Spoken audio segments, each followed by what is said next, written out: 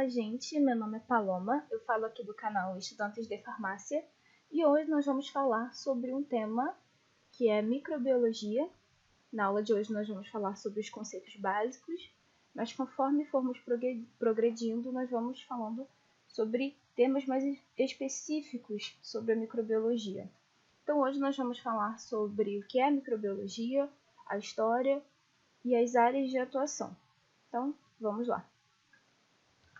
Então, o termo microbiologia vem micro, que é pequeno, bio, que é referente à vida, e logia, que é referente ao estudo. Portanto, a microbiologia é o ramo da biologia que estuda os seres microscópicos.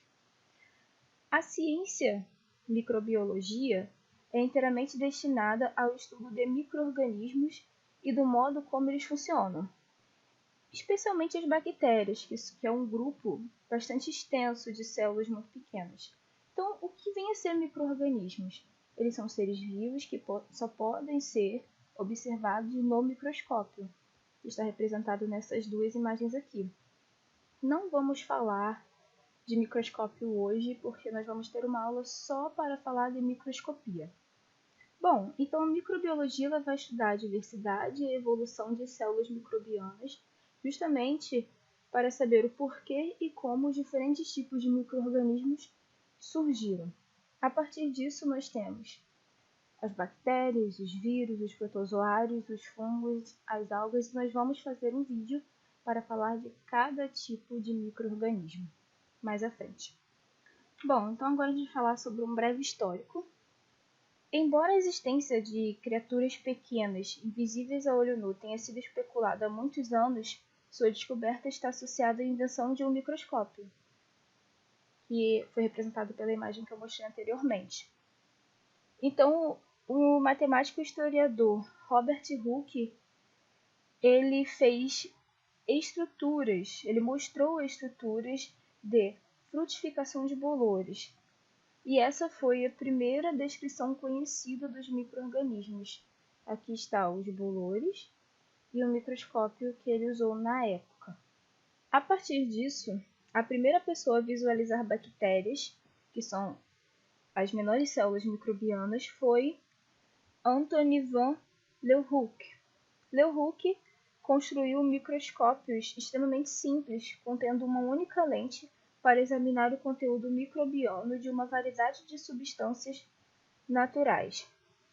É claro que esses microscópios eles eram rudimentares quando comparados aos padrões atuais, mas por meio da manipulação e focalização precisa, Leeuwenhoek foi capaz de visualizar bactérias. Aqui está representado o microscópio que ele utilizou na época e todas as estruturas que ele viu através desse microscópio.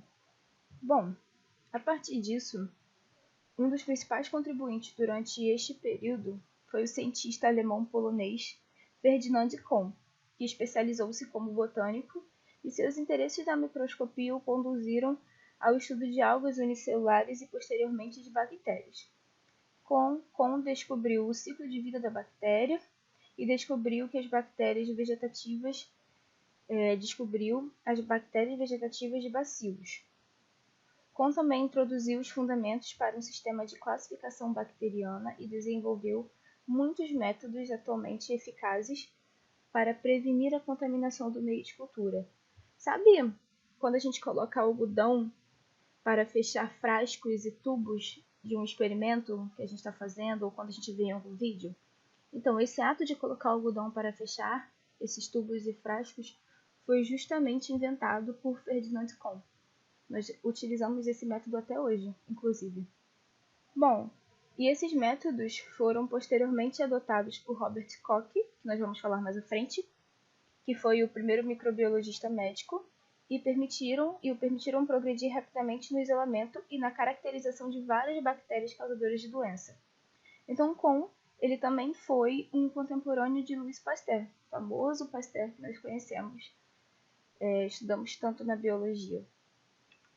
E falando dele, Louis Pasteur contribuiu muito com o avanço da microbiologia porque ele se destacou com diversos trabalhos e criava diversas teorias, como a teoria microbiana da fermentação. E o que era isso? Então, Pasteur ele simplesmente explicou por que acontecia a contaminação por álcool durante o processo de fermentação. Ele descobriu a presença de diversos micróbios denominados leveduras, que utilizavam o açúcar presente nas frutas e os convertiam em álcool na ausência de oxigênio. Mas já na presença de oxigênio, o azedamento das bebidas se dá pela presença de micróbios diferentes. O que eles faziam? Eles transformavam o álcool em ácido acético, que é conhecido hoje como vinagre. Como a forma de solucionar esse problema, que afligia na época os comerciantes e produtores de vinhos, Pasteur simplesmente aqueceu essas bebidas em tempo suficiente para matar esses micróbios, que são os micro-organismos, tá, gente? Micróbios e micro-organismos são basicamente a mesma coisa. E este processo recebeu o nome de pasteurização. Então, foi assim a famosa pasteurização de Louis Pasteur. E nós também, como eu já havia falado no tempinho atrás, sobre Robert Koch. Ele foi um médico alemão que conseguiu relacionar os micróbios, os micro-organismos com as doenças.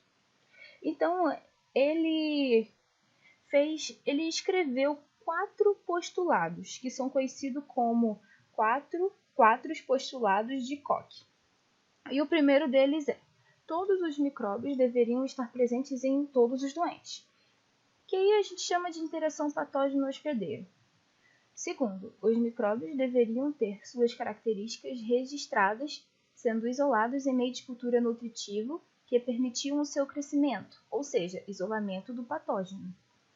O micróbio, agora em terceiro, o micróbio isolado, quando inoculados em plantas sadias, devem causar doenças nas mesmas, o que nós conhecemos hoje em dia de inoculação do patógeno e reprodução de sintomas.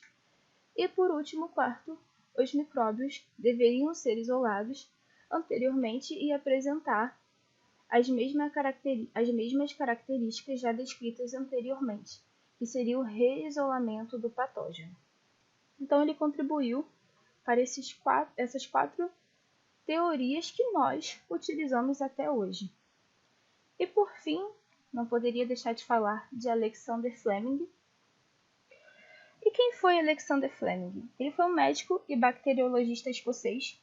Ele se preocupava muito com os problemas da microbiologia e vivia em seu laboratório estudando os trabalhos de outros médicos e tratava também graves ferimentos com antisséptico da sua escolha. Mas eu vou falar de um experimento em especial, um destaque dele, né, que tem até a ver com o nosso curso de farmácia. Em um dos experimentos de Fleming, que foi realizado no ano de 1928, com Staphylococcus, ele percebeu que uma de suas placas havia crescido um fungo e que em volta deste fungo o micróbio não crescia. Então, Fleming ele decidiu estudar um pouco mais esse fungo e, ao examiná-lo cuidadosamente, conseguiu descrevê-lo e distingui-lo como Penicillium. Já vão pensando aí que esse nome já lembra alguma coisa. E observou que o fungo produzia uma substância que esta poderia ser tratada, isolada e filtrada, e que detinha o crescimento de diversos micróbios nas placas. Ele observou também que a substância produzida pelo fungo era capaz de inibir o crescimento de micróbios que causavam doenças, inclusive. E por esta substância ter sido isolada de um fungo Penicillium, recebeu o nome de penicilina, a nossa querida penicilina que nós utilizamos muito hoje para tratamento de infecção bacteriana, foi identificada por Alexander Fleming. Bom, então, gente, a microbiologia é uma ciência que tem uma grande importância se a considerarmos como ciência aplicada e podemos destacar a sua participação em diversos processos industriais, produção de alimentos, controle de pragas, controle de qualidade de alimentos, produção de antibióticos, hormônios, enzimas e despoluição, entre outras aplicações. E aqui nesse slide eu coloquei algumas áreas e para que elas servem Só para vocês terem uma noção, então, nós temos a microbiologia industrial e biotecnológica, que vem da área da microbiologia, que utiliza micro-organismos em processos com o objetivo de produzir bens e serviços. Nós temos a micologia, que vai estudar os fungos. Nós temos a microbiologia veterinária, que vai estudar os micro-organismos que infectam, que contaminam os animais.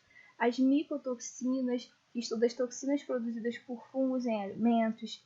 Microbiologia ambiental, que vai se dedicar ao estudo da fisiologia, genética dos micro-organismos ali no ambiente.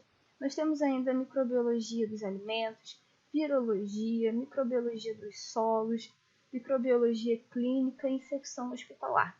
Gente, a microbiologia é um campo extremamente extenso, uma área boa de estudar, eu particularmente gosto muito. Meu TCC tem a ver com microbiologia. Bom, e essa foi a nossa primeira aula de microbiologia. E nos próximos vídeos eu vou falar agora sobre bactéria, vou falar sobre microscopia, sobre fungos.